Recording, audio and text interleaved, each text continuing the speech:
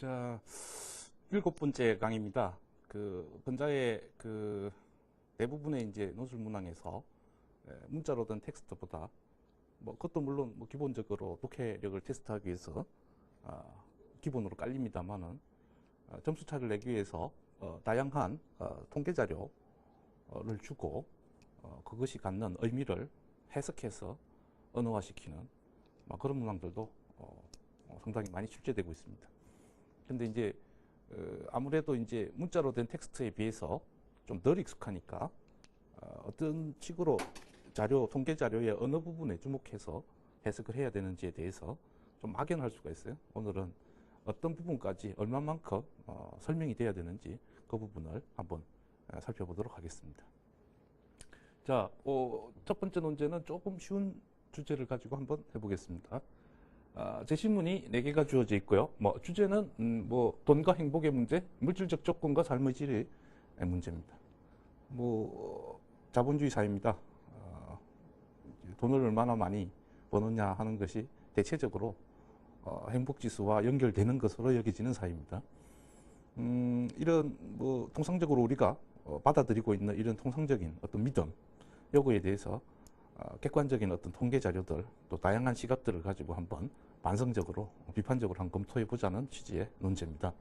제시문이 4개 있고요. 그 다음에 이 주제와 관련된 통계 자료가 3개가 주어져 있습니다. 이 제시문들과 통계 자료들을 이 주제와 관련해서 상반된 견해로 분류하면서 이 주제에 대한 본인의 견해를 진술하는 한 1000자짜리 정도의 글을 한번 구성해 보겠습니다. 먼저 전체적으로 이제 네 제시문이 크게 이렇게 나뉘어질 수 있습니다.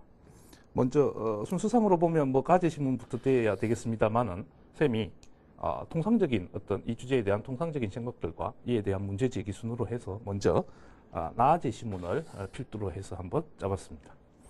자, 지금 여기서 이제 지금 이렇게 쌤이 작성한 계획표에 보시면 이 나제시문을 필두로 해서 이 관점을 지지하는 다의 의견, 견해, 그리고 이 견해를 지지하는 자료가 될 수 있는 표 1, 표 3의 통계 자료, 그리고 이와 상반되게 상반된 관점을 보이는 가제시문, 이러한 관점에 대한 어떤 문제 제기를 하는 물질적 조건이 나아진다고 반드시 삶의 질이 올라가는 것은 아닐 수도 있다라는 문제 제기. 이 입장을 뒷받침할 수 있는 가난한 어떤 이 환경 속에서도 얼굴에 행복한 미소를 잃지 않는 과거 개발 이전의 라다크인들의 행복한 미소, 이 글은 이제 이 사례는 가의 문제 제기를 뒷받침해주는 지지하는 하나의 사례가 될 수 있고요. 표 2는 단순한 하나의 사례를 넘어서 각국의 어떤 행복지수, 각 여러 나라 국민들의 실질적인 행복도, 평균 행복도, 행복지수와 그 나라의 소득 수준 간의 상관관계를 보여주고 있는 자료입니다. 자, 여기 이제 전체 주제는 이렇습니다. 서두에 말씀드렸듯이 과연 우리가 개인적으로나 사회 전체적으로 좀 더 나은 어떤 삶, 만족하는 삶, 삶의 질이 높은 그런 삶을 영위하려고 합니다. 우리 모두의 소망입니다. 근데 과연 그러한 삶의 질을 구성하는 여러 요소 중에 물질적 조건이 얼마만큼의 비중을 차지하느냐 문제입니다. 나의 관점은 아무리 우리가 현실적으로 물질적 조건이 전부는 다는 아니다, 돈이 전부는 아니다라고 한다 하더라도 현실적으로 일정 정도의 물질적 조건이 기반이 되었을 때만이 삶의 질을 논의할 수 있는 게 현실이다라는 입장입니다. 그리고 이러한 입장은 굳이 돈이 지배하는 현대사회에 갑자기 튀어나온 생각 전혀 아닙니다. 라는 맹자에 나오는 글입니다. 항산한심이라고 여러분 한문 시간에 배웠을지 모르겠습니다. 여기는 이제 일정한 어떤 재산, 먹고 살 만한 어떤 형편, 생업 또는 먹고 살 수 있는 어떤 직업을 가지고 있는 실업자 안 된 상태 등등으로 번역할 수 있고요. 변치 않는 마음, 내가 강도짓을 해서라도 먹고 살아야 되나? 아니면 이렇게 나라를 상대로 이렇게 반란을 일으켜야 되나? 이런 변심이라든지 통치자 입장에서는 백성들의 어떤 저항, 항거 이런 것과 상반되는 개념으로서의 변치 않는 마음, 도덕성, 기타 등등. 자, 이 원문에 여러분 제시문 읽어보셨죠? 선비 같으면 항산이 없어도 자기가 먹고 살 수 있는 어떤 이런 기반이 없어도 자기의 어떤 삶의 원칙이나 도덕성을 견지할 수 있습니다. 그러나 일반 백성들은 항산이 있어야만이 항심을 유지할 수 있다. 그 이야기는 결국 나라를 통치하는 군주가 해야 될, 또 신경 써야 될 가장 큰 문제, 제1과제가 바로 민생 안정이 있다는 아주 기본적인 관점을 제시하고 있습니다. 예나 지금이나 역시 인간의 삶에서 가장 중요한 것은 바로 먹고 사는 문제다. 즉, 물질적 조건이 어느 정도 베이스가 됐을 때 삶의 질을 논할 수 있는 것이다. 제 신문에서는 다소 윤리적인 관점에서 보고 있지만 전체 주제와 관련해서 그렇게 융통성 있게 해석해 주면 되겠습니다.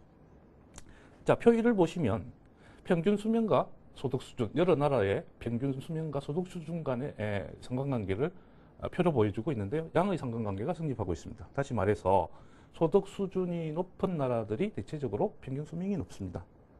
그리고 표 3에서는 소득 수준이 높은 나라일수록 당연히 1인당 국민들의 어떤 평균 교육 연수가 달라집니다. 거기 이제 요즘 좀 시일이 좀 지나서 통계 자료가 좀 오래된 거라 변동이 있을 수 있겠지만 이 표에 의하면 그 인도 같은 경우는 국민 1인당 평균 교육 연수가 5.55년이죠. 그러니까 우리로 치면은 전 국민의 평균 학력이 안타깝게도 초등 중퇴입니다. 한 학기를 남겨두고. 근데 미국 같은 경우를 보십시오. 전 국민의 평균 교육 연수가 18.04년이에요. 그 초등학교부터 따지면 거의 대학원 평균 학력이 정도 된다. 대단합니다. 그리고 거기 프랑스, 일본, 중국 얘도 있지만 그 나라의 1인당 GDP, 소득 수준과 평균 교육 연수, 그 나라 국민들이 교육 기회를 이렇게 확보할 수 있는 것이 차이가 난다라고 되어 있습니다. 자, 여기서 이제 표 분석, 오늘 이제 요 시간에는 이제 표 분석을, 자료 분석을 어떻게 할 것이냐, 이 주제와 관련해서 어떤 부분을 얼마만큼 이제 해석을 하고 설명을 해줘야 하는 그런 부분에 집중해서 논의를 해보겠습니다. 요거 실제로 학생들한테 집필을 시키면, 아니, 돈이 많은 나라일수록 오래 살고 교육도 많이 받잖아요. 그러니까 삶의 질이 높은 거죠. 이렇게 설명을 해버려요. 요거 우리 이과 학생들은 잘 알 거예요. 주관식 문제 풀 때요. 뻔한 거라고 해서 밝히지 않으면 논리적으로 문제가 되죠. 마찬가지예요. 자, 여기서 도대체 평균 수명이나 교육 기회가 삶의 질, 행복한 삶과 어떻게 관련되는지 이런 부분에 대한 해명이 반드시 따라줘야 됩니다. 잘 보세요. 지금 그 나라 국민들이 평균 수명이 높아지기 위한 조건은 뭡니까? 그러니까 이 나라, 아프리카의 가난한 나라보다 유럽의 선진국들이 평균 수명이 높습니다. 그렇게 평균 수명을 높이는 요인이 뭐냐는 거죠. 뭐 여기 평균 수명이라는 개념은 당연히 뭐예요? 개인적으로 뭐 이렇게 선천적 질환이 있어서 교통사고로 빨리 죽고 이거 떠난 거예요. 대체적으로 사회 전체적인 걸 이야기하는 거죠. 자, 보십시오. 인간이요, 대체적으로 그 나라 사람들이 오래 살려면 이런 조건이 충족돼야 됩니다. 기본적으로 식생활이 먹고 사는 문제요. 안정되지 않으면 오래 살 수 없습니다. 굶기를 밥 먹듯이 하면 결코 건강하지 오래 못 삽니다. 그리고 오늘은 먹었는데 내일은 뭐 먹고 살지 스트레스 받아서 오래 못 삽니다. 기본적인 생활이 안정이 돼야 됩니다. 두 번째, 생활 안 먹고 사는 문제만 해결된다고 되는 게 아니죠. 가장 기본적인 거, 아플 때, 몸이 아플 때 의료 혜택을 바로 받을 수 있는 사회적 인프라가 구축이 돼 있어야 됩니다. 자, 그런데 이게 만만치 않은 겁니다. 그 사회의 구성원들이 몸이 아플 때 언제라도 병원에 가서 치료를 받을 수 있으려면 단순히 돈 이렇게 생각하면 안 돼요. 사회 전체적으로 봐야 돼요. 그 아픈 여러 질병도 수도 없이 많잖아요. 그런 질병들에 대비해서 치료를 할 수 있는 기본적인 의료시설, 그 다음에 의료인력, 그거를 또 체계적으로 의료인력을 양성해서 공급하는 문제, 그 다음에 그들이 치료 행위를 하는데 필요한 뭐 주사기라든지 의약품이라든지 이런 것을 지속적으로 공급할 수 있는 이 모든 것들이 제대로 되려면요, 엄청난 돈이 듭니다. 그걸 뒷받침하는 전체의 어떤 국가의 경제 수준이 뒷받침되지 않으면 결코 이루어질 수 없는 거예요. 자, 기본적으로 그 사회의 구성원들이 때거리 걱정은 안 하고 살아갈 수 있는 상황, 그리고 아플 때 언제라도 병원에 가서 치료를 받을 수 있는 이런 상황, 이것이 가능할 수 있는 요건이 바로 뭡니까? 바로 일정 정도의 소득 수준의 돈입니다. 이게 아프리카의 가난한 나라들이 굶어 죽는 사람이 많은 이유가 이겁니다. 자, 그런데 그러고 또 두 번째 봅시다. 이 교육기에 교육을 많이 받는다는 것이 삶의 질과 무슨 관계냐? 이렇게 하면 이제 학생들이 뭐 이렇게 공부를 많이 하면 좋은 대학 나오면 취직 잘해서 먹고 사는데 유리하잖아요. 뭐 관련되는 거 아닌가? 근데 조금 더 깊이 있게 봐야 됩니다.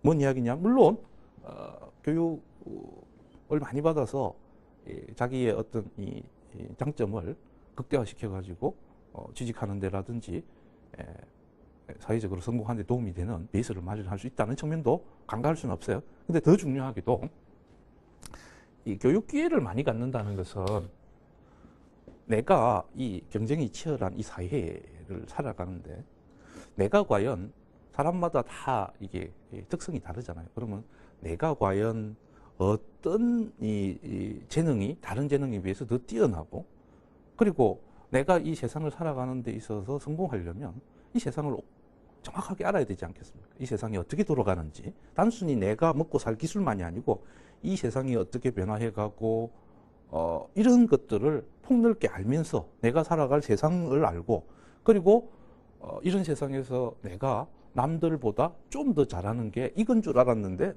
내가 공부를 해보니까 이거였더라. 그것을 더욱더 개발을 시켜가지고 나가야지. 교육 기회가 많다는 것은 바로 그걸 의미하는 겁니다. 내가 살아갈 세상을 더 많이 알 기회를 가진다는 것. 그리고 내가 다른 사람에 비해서 나를 드러낼 수 있는 그런 이 분야가 어느 분야인지를 정확하게 아는 것. 세상을 알고 자기를 알 수 있는 기회가 많다는 뜻이거든요. 그 뭐 간단하게 그렇게 생각할 수 있잖아요. 뭐 가정 형편이 어려워서 뭐냐 학교도 못 다니고 생업 현장에 나가서 이렇게 하루하루 이렇게 돈을 벌여야 되는 사람과 이 넉넉한 환경에서 폭넓게 책 읽고 여행도 하고 친구도 많이 사귀고 하면서 외국 유학까지 가서 나가 국내 대학 다닐 때는 이쪽 전공을 했었는데 아닌 것 같아. 뭔가 아닌 것 같아. 유학 갈 때는 전공을 바꿔가지고 갔더니 나하고 너무 맞는 거야. 거기서 세계 가장 그 분야에 앞선 대학에 가서 박사학위를 받아서 귀국을 합니다. 그 분야의 세계 최고의 권위자가 돼서 귀국을 했죠. 내가 그냥 먹고 사는 문제를 넘어서 이 세상으로부터 인정받으면서 존경받으면서 내가 가장 잘하는 일을 역량을 발휘해서 사회적으로 인정받는 그걸 뭐라고 그래요? 자아실현이라고 그러죠.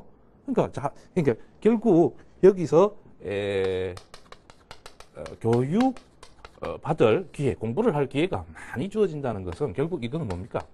자아실현의 가능성. 단순히 먹고 사는 문제가 아니라 자기의 어떤 내가 잘하는 것, 내가 꿈꾸는 것, 내가 하고 싶은 것을 마음껏 하면서 사회로부터 인정받는 그런 삶, 자아 실현하는 삶, 그런 자아 실현의 가능성이 높아진다는 걸 뜻합니다. 자, 여기서 한번 봅시다.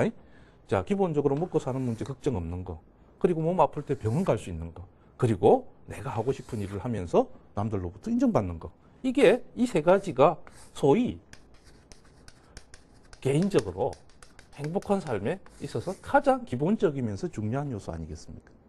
이런 식으로 해서 여기 그 사회의 평균 수명이 높음이 그리고 그 사회 국민들의 평균 교육 연수가 많다는 것이 결국 이것을 의미하고 이것들은 기본적으로 돈이 없으면 보장이 안 되는 부분이다. 이렇게 이 자료 속에 통계 자료 속에 들어있는 의미, 이 주제와 관련해서 들어있는 의미들을 이런 식으로 언급을 하면서 풀어주셔야 된다. 이게 자료 분석형의 채점 포인트가 되니까 이런 거를 당연하지? 뭐 행복한 거 아니야? 교육 많이 받는데 오래 사는데 행복한 거 아니야? 이렇게 말씀하시면 안 된다는 거죠. 그 다음에